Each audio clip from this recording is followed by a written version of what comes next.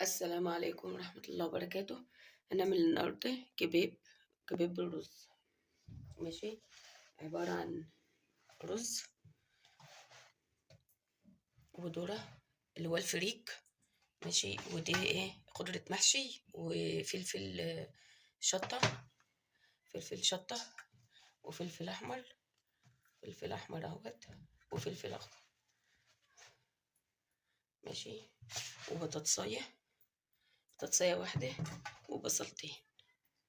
ماشي، والتوابل ملح وكمون وكزبرة وبابريكا ومرقة دجاجة. ماشي، واللحمة. هنحط الرز، تنقعي الرز قبل ما تشتغلي فيه، تنقعي كده. ماشي، هنحط الخضار اهوت، تخليه كتير. التوابل بتاعتك اهيت، التوم والذرة الفريك، ذرة فريك.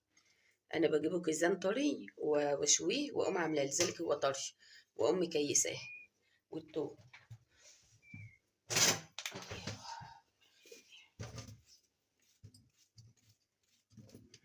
البطاطس بخلطها كده اهوت. البطاطس اهيت بخلطها عشان دي البطاطس بتفتح الكباب،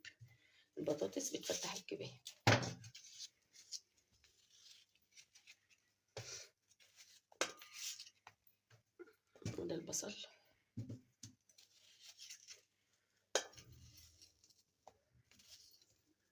ماشي، ويبقى عندك وتكيسيه، ويبقى عندك في قلب الفريزر.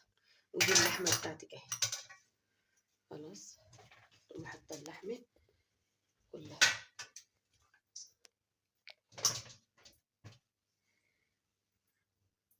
خلاص، هنروح نفرمه بقى ونيجي نوريه لكم.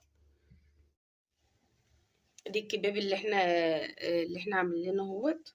بصوا، لما تلاقيه طري شويه او مرق شويه تحطيه في التلاجة، بتلاقيه يجمد على طول ويشد معاكي، لانه هو كفته رز، فكفته الرز بتشد على طول. وبتفضلي بقى تعجنيه، وما تحطيش بيكنج باودر عشان ما يفرطش معاكي، لان البطاطسايه بتفتحها لوحدها، بتخليها خفيفه وتخليها جميله.